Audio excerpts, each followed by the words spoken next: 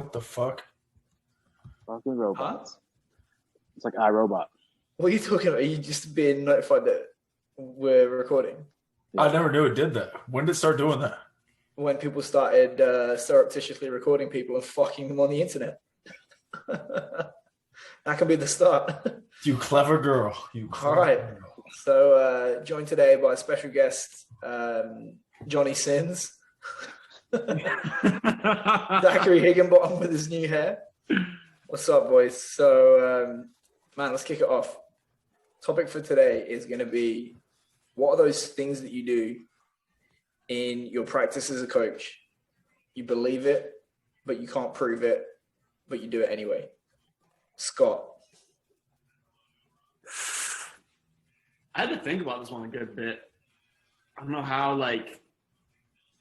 I level it for, going into the weeds of, specific things that we do, but I think the one that came to mind initially was snap downs and their value for assisting in improvements in vertical jump.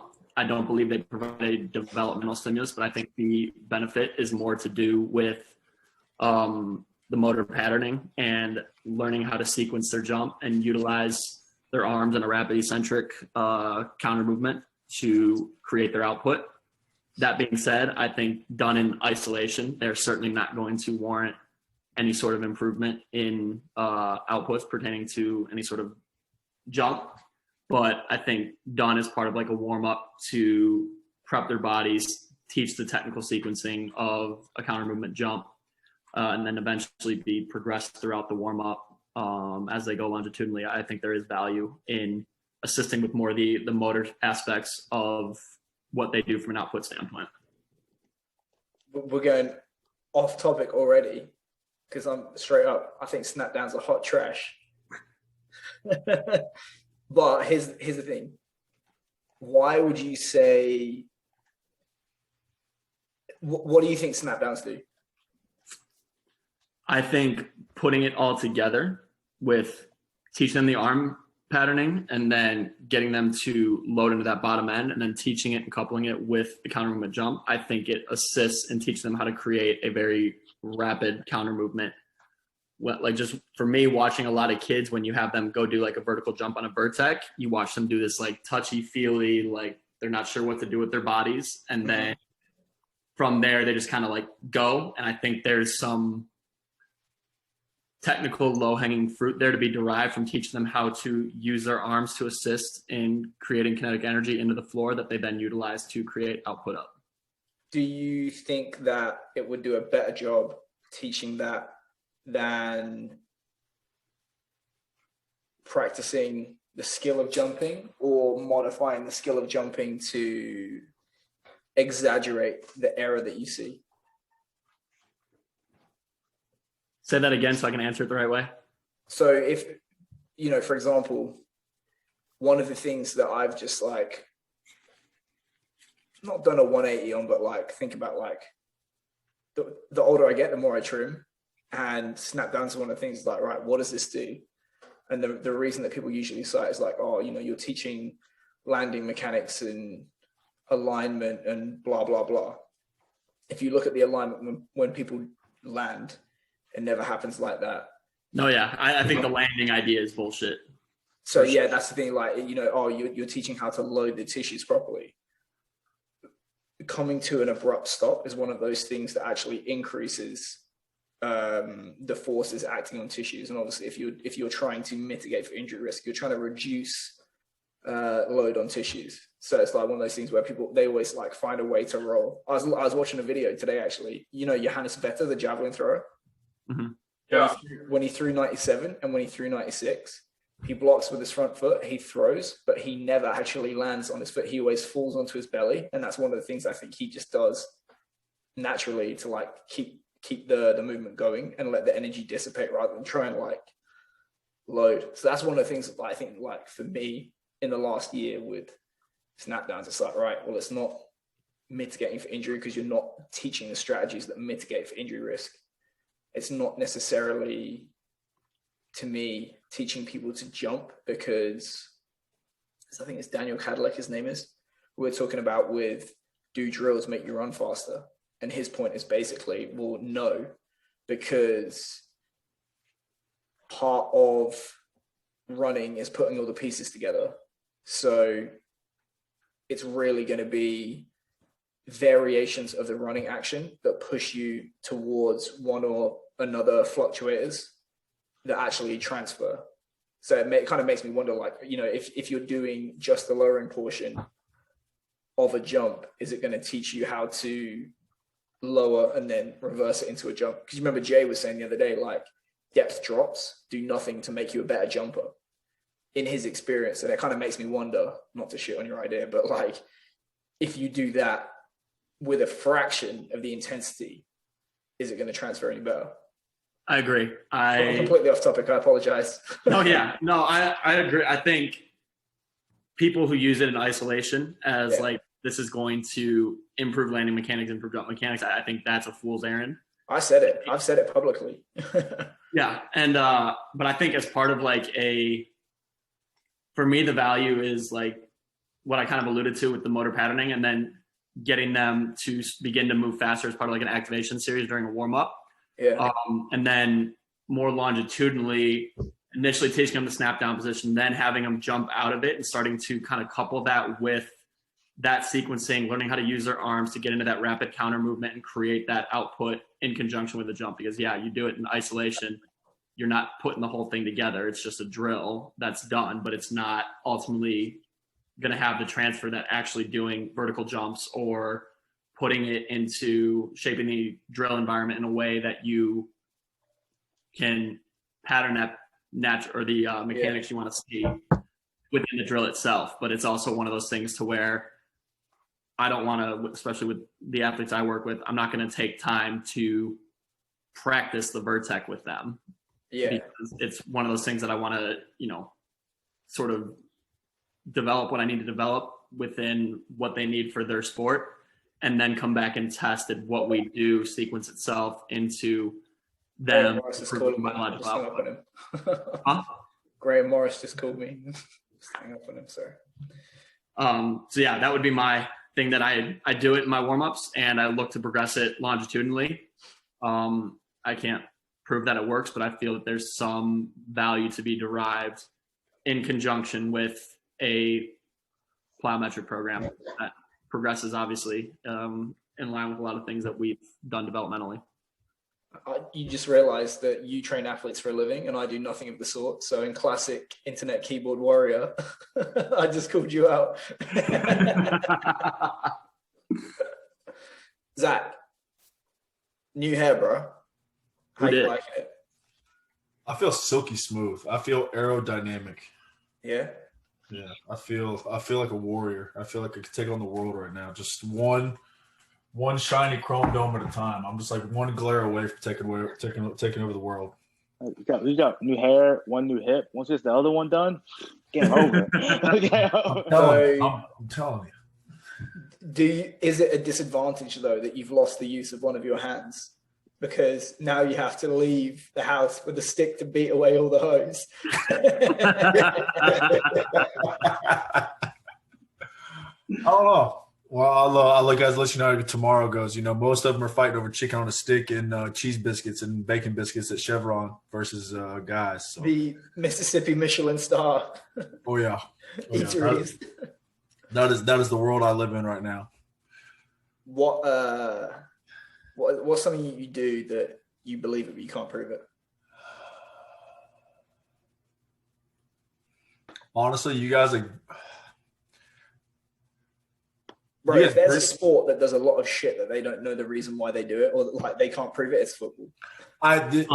Trust me, I'm with you, but I'm trying to stay away from those topics because, like, my last night of freedom before I go back into the realm that is what you're speaking of, I'd like to stay away from those topics. From an actual like performance standpoint, it can't prove that it works, but you still think it does. Is actually like speed drills, like contextual sprinting drills. You can't theoretically prove they work unless you were to put like EMG on every single kids or whatever, or and you look at the submaximal intent of the of the exercise is, okay, well, I'm actually not technically not running at a fast enough velocity to drive speed, but I know it works. I know it helps it improve what we're actually doing because we know that it's giving contextual. I can't prove it per se, right? You could do the Altus kinograms. John Garish down in South Florida, the Don in South Florida has proven that you the best in South Florida. Yeah, the Don, the Godfather, yeah, for sure. But that being said, like for me, and I'm just trying to like bring up something that's not college football related to me that I have to do on a daily basis. To me, like that's just something I can't necessarily prove that it works, but I know that it does. It's interesting, but it's so funny. Like you two have picked things that I have done less and less and less of in the last 2 or 3 years. That's pretty interesting because I'm not sure how I feel about. It depends on the nature of the drill, you know.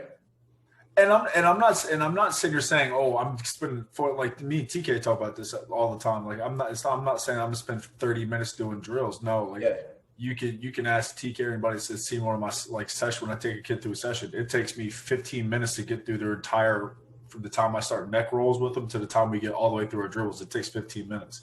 So it's not like I'm spending an hour and a half at a speed session with some of these guys where I know some strength coaches it takes them fucking 20 minutes to get through their static stretch before they even get to the a lot of football coaches call them what SID, speed improvement drills, and they're not even speed improvement. Anyways, another conversation. The NSCA Essentials Manual, which is high knees.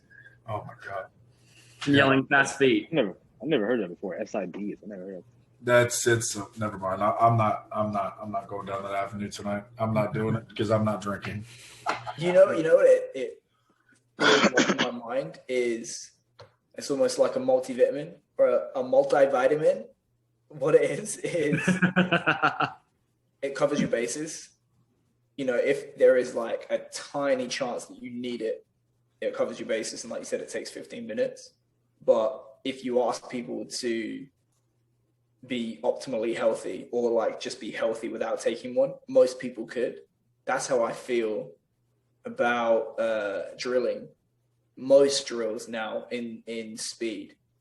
And I get he's like an extreme example, but if you look at that video that PJ Vazelle put up of Usain Bolt warming up before his world record, it's just like his warm-up is he runs progressively faster and faster and faster and faster, and then he puts on spikes and runs a bit faster, and then he does a block start, then he does a block start and like a drive. I will say this: when probably the second or third time that I read applied sprint training, I got the page thumb tap, all that dog ear, whatever the fuck you want to call it. And I remember James Smith talked about why mock drills, Gerard mock drills, things like that, are like a specific warm up for the hamstrings, and whether it's neuromuscular activity for the hamstring, things like that. To me, like, and I argue with other coaches all the time, is like, I'm not doing a bunch of bullshit fluff like warm up stuff, because I know if I just do A runs and things like that, even if it's not specific to what I'm doing that day, or if I know it's not going to make the kid faster, I know contextually it's a more specific warm up to what's actually going to happen, and then therefore what I'm trying to prep. So I'd rather spend 5 minutes doing dribbles versus doing fucking leg swings and all this other world's greatest bullshit, right? Yeah. So like, for me, like, it's just a preference thing. That's just always kind of stuck with me. While even if I don't necessarily do a ton of it, I'm always going to do some of it. I'm with you on the on like the whole Usain Bolt ideology. I think everybody who spends a lot of time with like these complexes built in for like squat prep, it's like, what if you just took time and you started with the bar for 10, then you moved up a plate for 8, and then you went plate and a half for 5, and just built up. Anecdotally, that's how I've always like kind of grown up training, and it's like, to me, that gets me into it better than any sequence of activation, mobility. Like, just do the thing you're gonna do at a much lower intensity and build. That's the funny thing. The funny thing about that video is, in the background of that video, like, he's just warming up by running progressively faster, and in the background you've got all the Americans doing like the ABC series, like perfect technique, and he just smokes them in the race. It's obviously it's like n equals 1, but if it was that fundamental to performance and he wasn't doing it before the biggest race of his life, It clearly hurt him, You know what? I know we bring this up, and I know, and like I agree with everybody's brought up their point so far on all the different topics, but just thinking about this specific topic, I don't want to agree with them too much because I don't want to say they're 100% right, but I know like Matt Rhea had a tweet a while back about like mechanics don't make people faster or some arbitrary bullshit, vague bullshit like that. And then I know Carl Valley talks about it all the time too. Is like, and actually like the more and more I've like, I would say in the last year and a half, I've actually started to lean more towards his thought process. So every time me and him talk, there's a lot of coaches that almost over cue kids and get them into too many like golden positions where they're actually detrimental to what they're doing. Like this kid doesn't need more vertical emphasis. This kid doesn't need a better change in like center of mass or hip height mechanics. Like he's fast because of the way he naturally runs, right? Now you got to think about. Now we think, okay, just like TK said the other day, like faster players doesn't mean better players, right? So you think about like for me, if I think about a running back or a midi in football, right? If I know if a running back naturally is going to run interior heavy, he's going to have a lot of backside, he's going to have a lot of interior tilt. I know that because he's running with fucking 20 pounds of pads and he's running behind his pads because that's what his position coach is cueing him to do. So he's going to be spitting out the backside the entire time and he's going to run with a lean, right? Now, if I fix him like that, what if that goes back and that changes how he runs the ball? Right, and now he's a better, lesser player. Right? But I made him a better sprinter though. Well, no, see, this is the thing. He is right. So, Jonas Tauridoda, if you speak to Jonas, yeah, one of the reasons that there are times when he opens his mouth and there's times where he doesn't, because he said he wants them to be, is it forebrain? Yeah, forebrain dominant. Yeah, forebrain. Exactly, and I agree with that 100%. Oh, no, hindbrain. So he wants them to react like on the day. And I think it's like when you're in the heat of a game, you can't be trying to think and process. So I think that is, mechanics do matter, but you're trying to achieve them via implicit learning so that you're not requiring people to think about what they're doing. You're trying to have like that dynamic systems where they arrive at the correct answer. But like one thing that you said about, you can absolutely see it. I think it's kind of like chicken and egg, but whenever you look at the combine, you see all the running backs, they have like a blazing 10 and then they're like looping out the back and falling over. And then you see all the corners and receivers that their start isn't necessarily the best, but then the last 15 looks perfect. So is it like the position push them towards that, or they oriented towards the position because they do that anyway? But one of the ideas that I've kind of thought about a lot is the ability to get in and out of football sprinting mechanics beneficial? Because obviously, bro, this is like when I shit on people stepping over bags with running backs. It's like, if you can train a poodle to step over a cone, you clearly don't need to train an adult male to think about it. So it's like you're using that environmental information to modify the skill. But it's like when you have daylight in front of you, you don't want to be running like a running back. You need to snap out of it and then get upright. Exactly. You got to give them the tools, but you can't, exactly like what you're saying is, but you have to be able to give them the tools, but you can't overcorrect it. You can't go too far. And I'll say this though, when I start looking at like the last, and it's a good thing in a way, and you look at the last like 3 to 5 years, to me, at least in college football, or at least in American like football setting, you've seen an explosion of interest in like field development, like specific speed training. And there's like so many people that they just want to throw out like cues and shit just because they feel like they have to. Like, and like we all do it earlier in our career. Like, and I get in habits where I want to do it sometimes too because I want to try to, instead of just being patient. But you see people trying to overcorrect kids and then they're fucked. And they overcorrect the kid. They go too far to the opposite of the spectrum instead of doing what you're saying, which is I agree completely with you. Bro, there's you might not have heard of him, Wayne Rooney. He's like the record scorer for England in soccer. I'm American, but I'm not a dumb American. I know.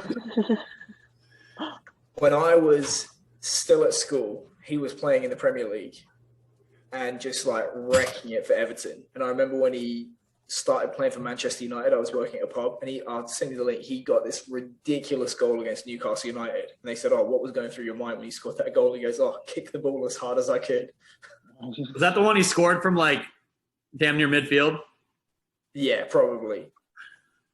Just nuts. But that kind of sums it up.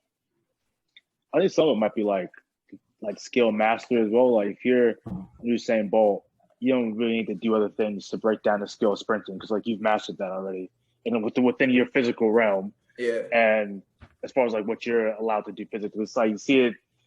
Like you don't see basketball players at the elite like NBA level doing like single arm shooting drills with like hand out here. It's like Stephen Curry knows how to fucking shoot. Like you need to. He needs to shoot the ball more. That's all it is. He just shows up and just starts shooting from different ranges. So I think that's probably that kind of factor where those drills help teach a team sport athlete who doesn't necessarily have those same kind of mechanics, where it's not as implicit in hindbrain. And so those. Okay, don't you have a professor that can make Usain Bolt faster? Yeah, I was just getting stronger. And Mo Farah. Don't forget Mo Farah too. Oh, speaking of that, while we're on the Usain Bolt, like reminiscing on that story, I won't say who because I don't want to be that guy just calling people out because I don't want anybody to do it to me just because I'll drink to my death. But anyway, I won't say who, but a well-known American powerlifter who's now like turned like coach and Instagram thotty model influence, whatever you would call it, flat out told me when I was visiting with him one time that Ben Johnson ran the world record because of max effort method. Basically, he was advocating for the conjugate, like their version of the conjugate system, because his box squat with Charlie Francis took the same amount of time to completion to complete his max effort box squat that it did to run a 100-meter. And that was the reason why he ran it. Because he was able to exert that much force during his box squat. That's how much time it took him to do it. Fuck me dead. Besides, all the benefit correspondence that checks out. I wish I that was shared on Instagram so I could throw him under the bus. So I think I was showing Instagram of like the bigger glute was faster sprinting. I was like, what the fuck are you talking about? I will say this. It was nobody at Westside. I will say that. It was nobody at Westside. Terrence, again, it's off topic. You and I have talked a lot about like basketball. I forget the number, but you said it's like basically a rule. If you want to be an elite level basketball player, you have to take X number of shots per day. Is that right?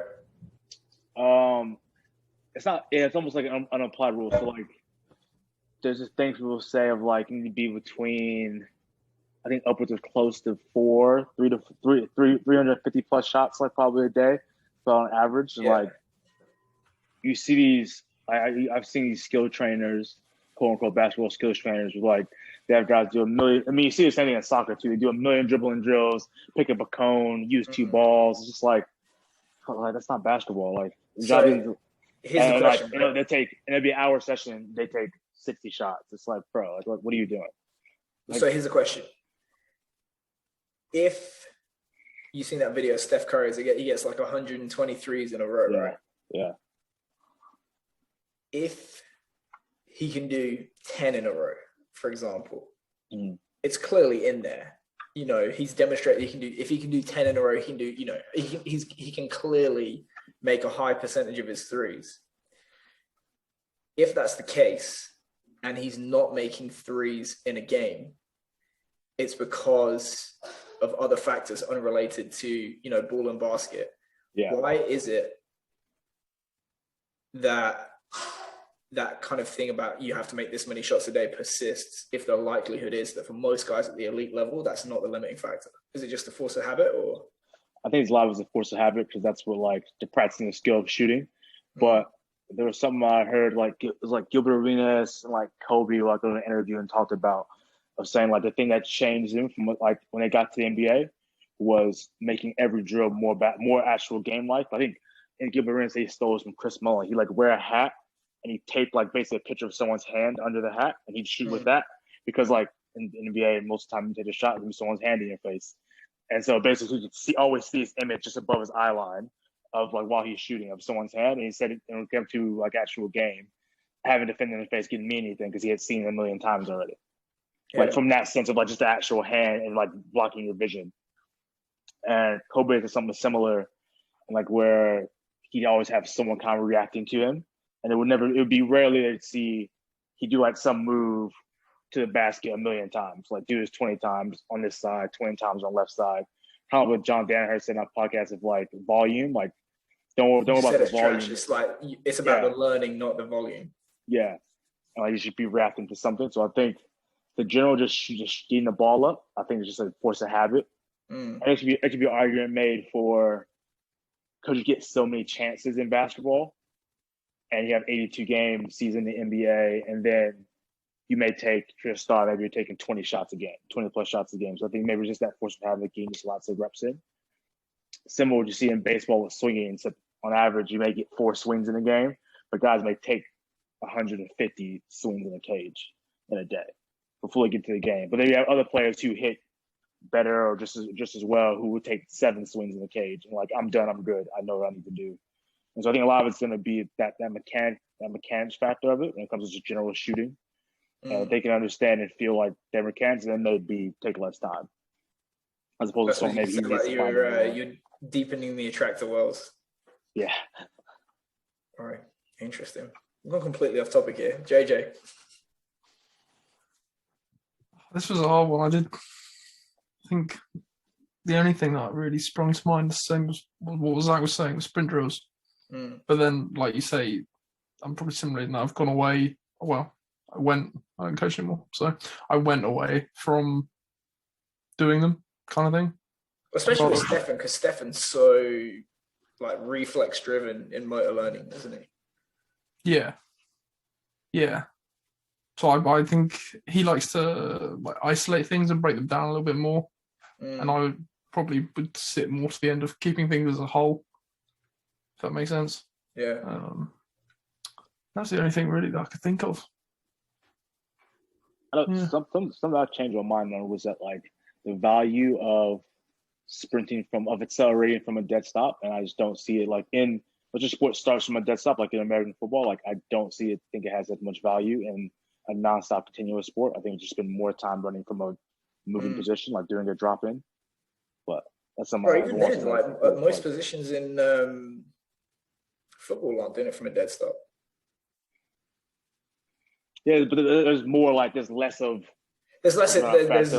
just someone going in motion across. There's more inertia to overcome, but it's like they're really going like forward. Unless you're CFL, and the CFL is a long way you can go forward off of motion. So yes, as somewhat conscious. Like if you're a soccer or rugby, maybe like an Aussie rules, that you probably don't need to spend as much time working on sprinting from a dead stop in a straight line all the time. Maybe you just spend more time working from a drop in, working from moving something, working from a lateral start or whatever. Like that's one thing I've got away from is I do drop-ins, but I'm a lot less now about like adding something at the beginning of a sprint. If you know what I mean. Oh yeah. I just been like doing like coming from some kind of motion. Yeah. Like to a start. That's just what I think of when it comes to sports that are like constantly moving. One thing I've never got as well. Hurdle jumps into a sprint. Oh my god! Even like that classic video of Linford Christie doing it. It's impressive as fuck, but it's like, why? Maybe it's just one of those things to entertain the athlete. Interesting. What's yours, bro? I think anyone that can do a full depth single leg squat from a box and load up heavy is probably not going to tear their ACL, non-contact. I remember you telling me that in Japan. Yeah, can't prove it, but I just feel like it's one of those things where. You know what? He's like here's probably like the 4th person in my life that said that before, so that's not I'm not surprised by that. That's not controversial enough. Fuck it, I'm giving up. which like and I'm stopping him mid thought because that's unlike him. Because Rob Panarello tells me that same shit all the time. Really? Yep. Him, Coach Parker, Coach Miller, like they beat that in my head every time I talk to them on the phone. What would you guys say is like a percentage of body weight would be like a good single leg squat? Mike Boyle always used to talk about half body weight for one. That's pretty doable.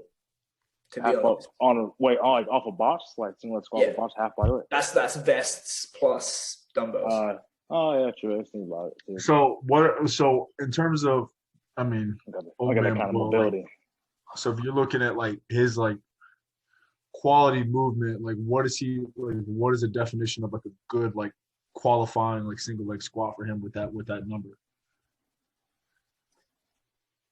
How long's a fucking piece of string? Because I mean, you could say crease of hip below crease of knee, or top surface of knee. That's what I'm saying, because it's a subjective answer, but that's kind of why I'm asking you. So because for me with football, with a 300-pound lineman, to me, if a 300-pound lineman can do a relative body weight, it's one body weight, full, the parallel, even to the parallel, or really if I get him bro, it's way easier than that. We had members of the Chubb Club at William and Mary do that, and I'm saying if I could get my entire offensive line to do, if I could get my entire offensive line to do it, full depth, hamstring on calf, good posture, no breakdown posterior tilt of the pelvis, things like that, good ankle mobility. What's up? Why does that matter? Why does that matter? Why does what matter? Posterior tilt. To me, that's just going off of old, I guess the old rule of thumb, just any of them going off of Waterloo, McGill. Where's the load though? That's the thing. That's the thing you realize. I was gonna say it anyway. Trying to transfer powerlifting squat standards to a single leg squat from a box, it's just square peg round hole, because it would be immoral to do it.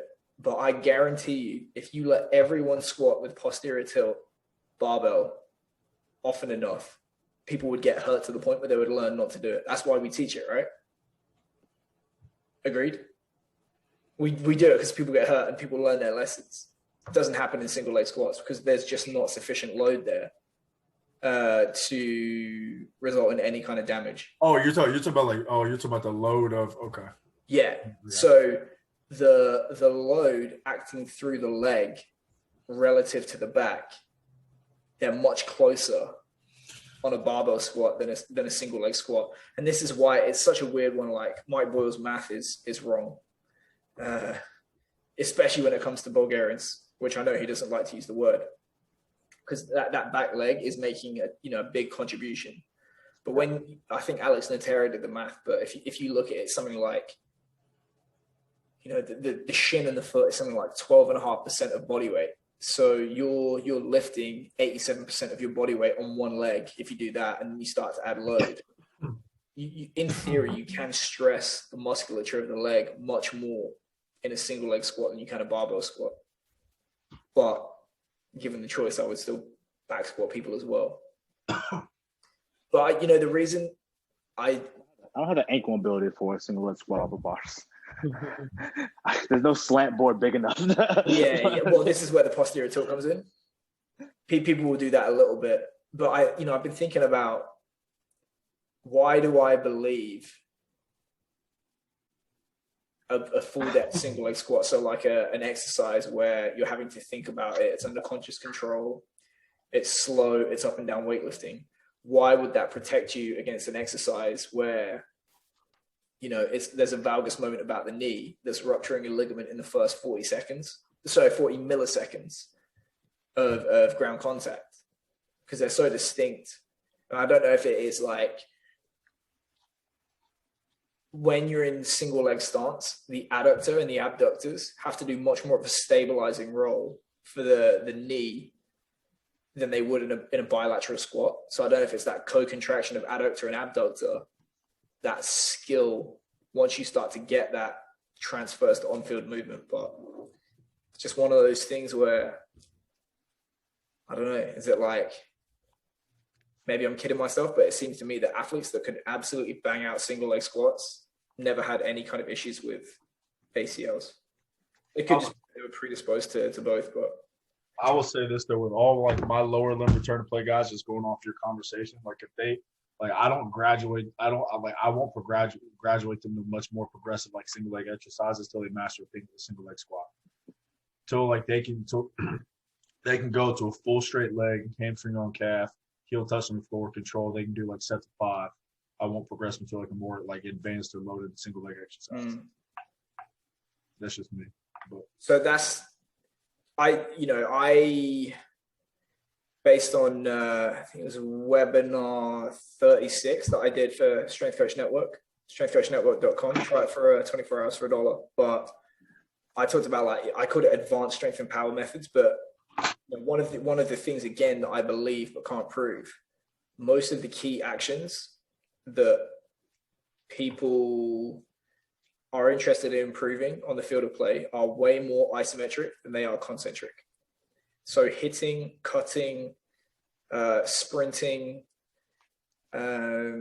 kicking, punching. Yeah, you're either moving the body under zero load at maximum velocity, or you're creating huge amounts of tension for brief amounts of time, and then you're getting off the floor again. So I always had the single leg squat as like the first part of that stream. So I had like a knee dominant stream that I would start with. So it would be, if you're really, really terrible, you do eccentric single leg squats. Then you would go to single leg squats from a box, or like concentric only, work your way down to full depth. You would do that. But the problem that I found with that is one, you can't train isometric variations with that. And eventually some people you end up sacrificing load for balance. So then we would go to barbell Bulgarians, like load the hell out of it up and down. Then we would go to yielding isometrics, then overcoming isometrics, and then drop catches, and then oscillatory isometrics. Which is, again, another thing that I can't prove. It's quite a lot that I can't prove. Why the fuck are you a coach then? You can't prove it. How do your methods work? Shit player. I'm too shit to be a player. Interesting. What we doing for the dumb topic? I don't know. Did anybody recruit oscillatory isometrics do anything? I think who else did we know said they're stupid? I don't remember who was it. I don't remember. What about oscillatory isometrics? Yeah. What do they do? I don't know. I'm trying to remember there was like someone, maybe a couple people had this thread. They were just saying like how they're not doing what people think they're doing. Like they're actually pretty dumb.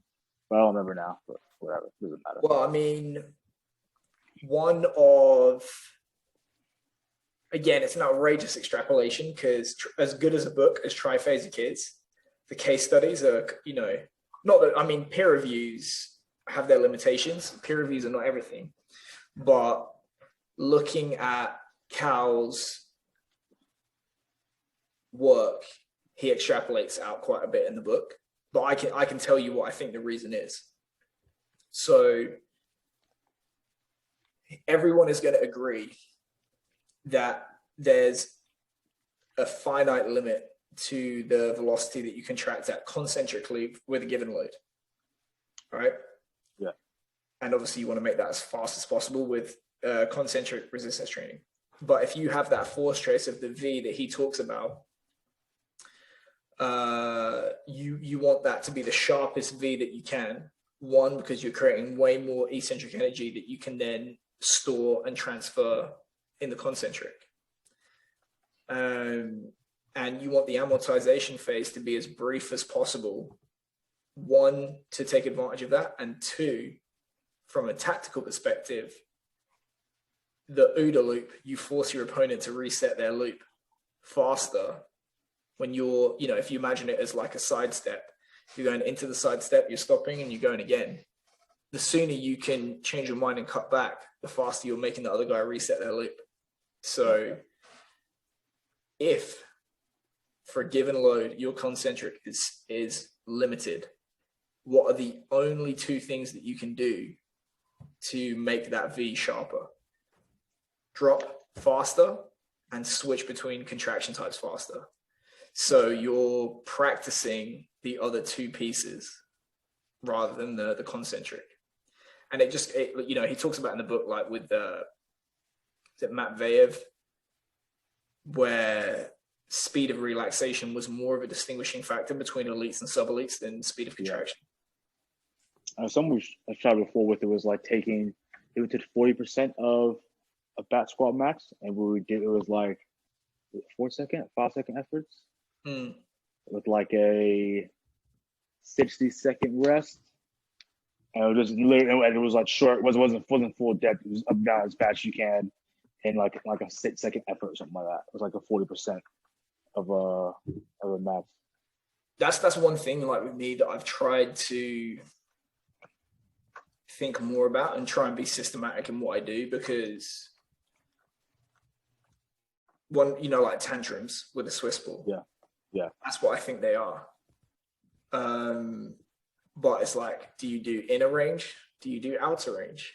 Do you do external load? Do you do bands? Do you do balls? All that kind of stuff. So like trying to come up with rationale as to why you do what you do and when.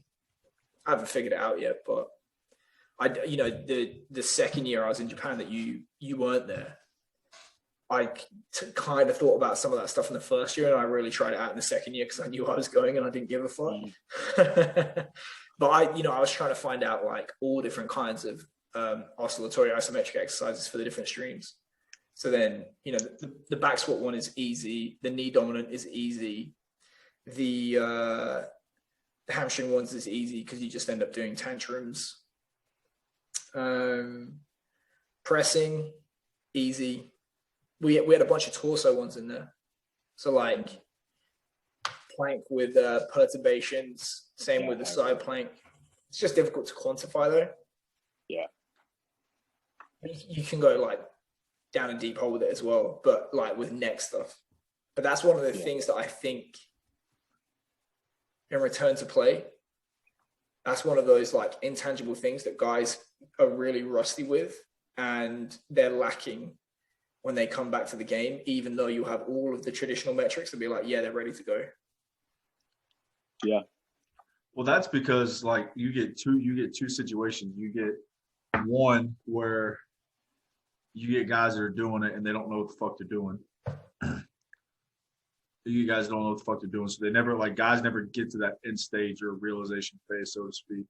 Or you get, like, honestly, like in my side of things with like football, a lot like football, collegiate football, like you get a guy right, you get him, because me and TK talk about it all the time. You get that guy to like the end stage, that realization phase, so to speak, and then they get pulled out because again, you don't have the ability to stop, say, no, this kid still has XYZ to get done before we're ready to go, before he's fully integrated. Like, oh, no, well, he looks like he's ready to go back into team training because my old boss used to do this stuff all the time. Oh, I want so-so back in group training. Well, he hasn't done this, and this.